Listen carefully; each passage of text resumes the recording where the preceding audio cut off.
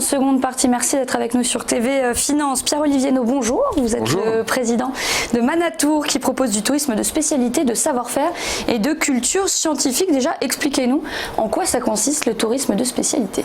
Bon, c'est simple, on a une vocation, c'est répondre à une envie qu'ont de plus en plus des gens, c'est comprendre comment ça marche. Et donc depuis pratiquement 30 ans maintenant, on fait en sorte de convaincre les marques, d'ouvrir leurs usines, de montrer leur savoir-faire, des artisans au stade de rugby, aux grandes usines, aux grandes marques. Expliquer au grand public, à tout le monde finalement comment ils font pour fabriquer leurs produits ou leurs services. Donc c'est ça la vocation. C'est un marché de niche encore? C'est un petit peu un marché de niche. On estime qu'en France il y a quasiment une centaine de millions de touristes chaque année.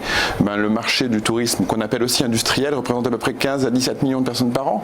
C'est de moins en moins niche, mais enfin oui, c'est une partie du tourisme. On imagine que Paris, où il y a le plus de touristes chaque année, c'est un site particulièrement privilégié pour votre groupe? Bon, ça va être de plus en plus un lieu dans lequel on va aller chercher du monde. Mais notre origine est plutôt du côté du sud-ouest. À Toulouse en particulier, oui. Oui, parce que vous vous occupez notamment de sociétés d'aéronautique.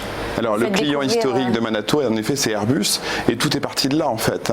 Tout est parti d'Airbus, ça s'appelait Aérospatiale à l'époque, et en 89, en lançant la 330 et la 340, l'usine Clément Aderpe, plus précisément à Colomiers, à côté de Toulouse, a proposé à deux associés de créer Manatour en fait, et d'ouvrir les chaînes de montage de ces avions-là, et l'aventure a commencé à ce moment-là. Alors typiquement une visite d'un touriste lambda qui visite un site d'Airbus, comment ça se déroule? Alors ça dure entre 1h15 et 1h30 à peu près.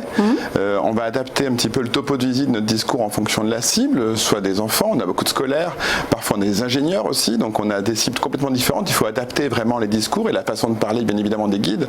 On a des guides qui sont formés, qui sont là depuis longtemps, qui parlent en plusieurs langues.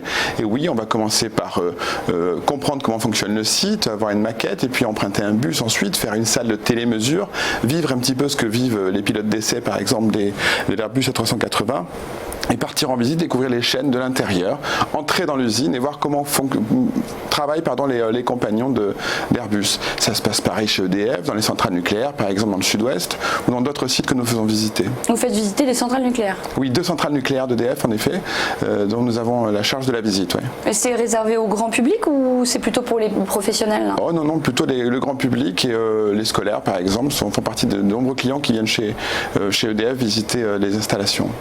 La majorité de vos clients, c'est plutôt des écoles, comme vous le disiez, des particuliers, des familles ou des gens qui veulent parfaire leurs connaissances et qui ont déjà un pied dans le milieu?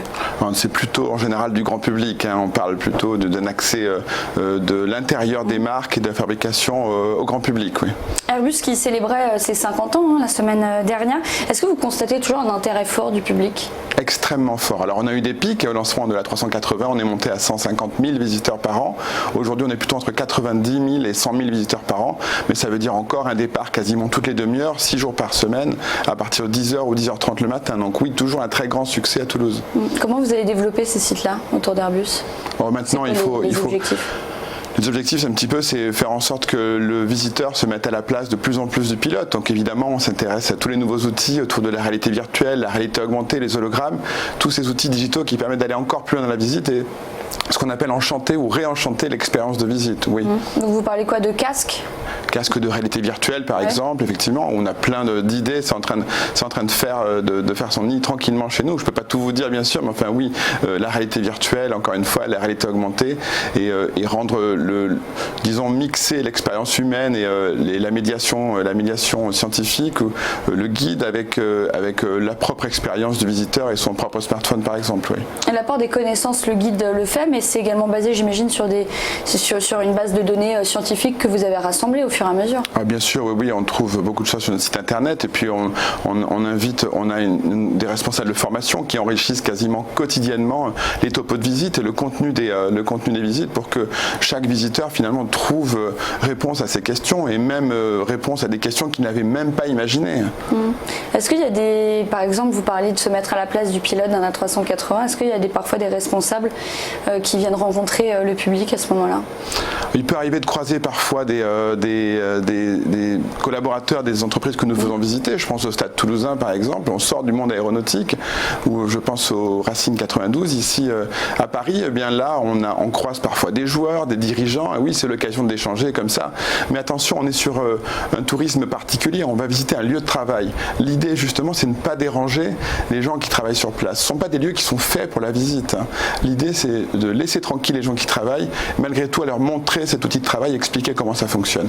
C'est ça notre promesse aux marques aussi. C'est un peu comme être une petite souris dans un endroit qu'on n'aurait pas vraiment le droit de visiter. C'est exactement l'idée de la petite souris. Oui. D'accord, donc il n'y a pas un énorme tapis rouge qui se déroule devant vous pour visiter un A380, s'il faut se faire le plus discret possible. Non, dans ce cas-là, ce serait un musée et c'est pas l'idée. Quelles sont les autres missions de Manatour ? Voilà, la première mission, je vous le disais, c'est expliquer au grand public comment ça marche. Et puis, on va un petit peu plus loin, puisque je parle de musée à l'instant. On exploite également un musée aéronautique qui s'appelle Aéroscopia, qui est juste à côté de Toulouse, à Blagnac. Donc là, on est plus dans la médiation scientifique. Médiation, on parle de culture scientifique, culture industrielle. Donc on va élargir le champ finalement et toujours continuer à expliquer. Maintenant, on a une troisième mission qui est celle autour de, je dirais, de la marque employeur.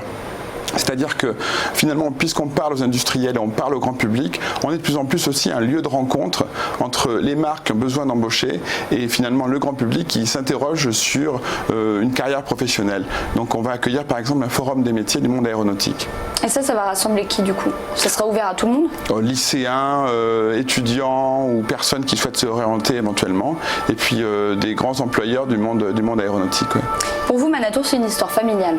C'est une histoire familiale, absolument. Ça a commencé avec mon papa en 89, je disais tout à l'heure, qui a cofondé cette entreprise avec un spécialiste du monde du tourisme qui s'appelle Jean-Pierre Masse. Et puis je reprends cette entreprise depuis quelques mois maintenant et j'essaie de lui donner plus d'élan national, si je puis dire, en implantant le groupe à Paris, en sortant de plus en plus du monde aéronautique.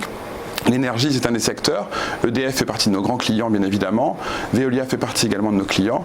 Et on essaie d'aller un petit peu plus loin vers le sport, vers l'alimentaire, avec le Grand Marché à Toulouse. Et puis, je vous le disais, sortir du champ du Sud-Ouest pour s'implanter davantage à Paris, en région parisienne. Moi, je pensais au Grand Marché, c'est le Mine. Vous connaissez Rungis à Paris. Oui. À Toulouse, on a le marché d'intérêt national qui s'appelle le Grand Marché. Donc là, l'idée, c'est d'emmener les gens à 6h30 du matin, voir comment se prépare finalement ce qui va atterrir dans leur restaurant, voire dans leur assiette. Voilà. Et à Paris, qu'est-ce qui vous intéresserait comme site ? Aujourd'hui déjà, on fait visiter 3 lieux parisiens qui sont la fondation EDF dans le 7e arrondissement et puis Paris La Défense Arena.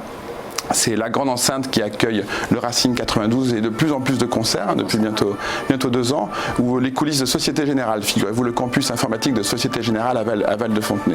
Et ce qui nous intéresse sont de plus en plus de lieux, soit à dimension culturelle, à dimension sportive ou à dimension industrielle à Paris et dans sa région. Quelle entreprise, si vous pouviez le réaliser maintenant, quelle entreprise vous rêveriez de faire découvrir à vos clients ? Oh, il y en a une que je suis allé voir déjà et que j'aimerais convaincre un jour, c'est Nutella. Nutella, c'est un peu frustrant parce qu'ils font visiter en réalité virtuelle leur site au Salon du Chocolat, c'est déjà bien, mais on a envie d'aller plus loin, d'aller voir sur place comment ça se passe. Donc un jour, j'ai envie de les convaincre. Sur place en France ou en Italie ? À Rouen, ils ont une grande usine en Normandie, voilà. Ouais. Et ça pourrait vous permettre d'attirer à la fois les familles et les scolaires. Alors ça pourrait attirer beaucoup de monde, les familles, les scolaires, et puis surtout pour la marque, pour les marques en général, je parle Nutella, mais il y a beaucoup de marques qui pourraient être concernées. C'est un intérêt qui est très fort, c'est le souci de pédagogie et de transparence. Donc on explique comment ça marche, on dédramatise et on fait preuve de transparence. Et c'est ça la vertu du tourisme, de savoir-faire aussi. Et est-ce que vous parliez on parle de Nutella, mais on parlait aussi de grands sites comme Rungis.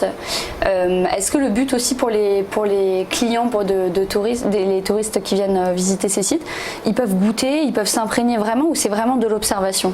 C'est de l'observation d'abord, la compréhension, encore une fois bien comprendre comment ça marche, et parfois les sites que nous faisons visiter permettent en fin de visite d'aller goûter, d'aller voir un petit peu plus loin. Je pense au Grand Marché encore une fois, là on va goûter, on va même proposer aujourd'hui à nos clients d'avoir une carte pour pouvoir faire son propre shopping sur le Grand Marché. Comment vous expliquez l'intérêt du public qui est croissant depuis plusieurs années pour ce type de visite ? Je verrai un parallèle avec encore une fois l'envie des gens d'aller un petit peu plus loin et de sortir du loisir typique et de faire du loisir intelligent, si je puis dire. Donc on sort un petit peu des parcs d'attractions classiques et traditionnels pour occuper ces mercredis et ces samedis et ces dimanches à une culture beaucoup plus tournée vers le scientifique et le besoin de comprendre, encore une fois. Merci beaucoup Pierre-Olivier Naud d'être venu nous parler de Manatour. Restez avec nous pour la suite du Live TV Finance. Merci.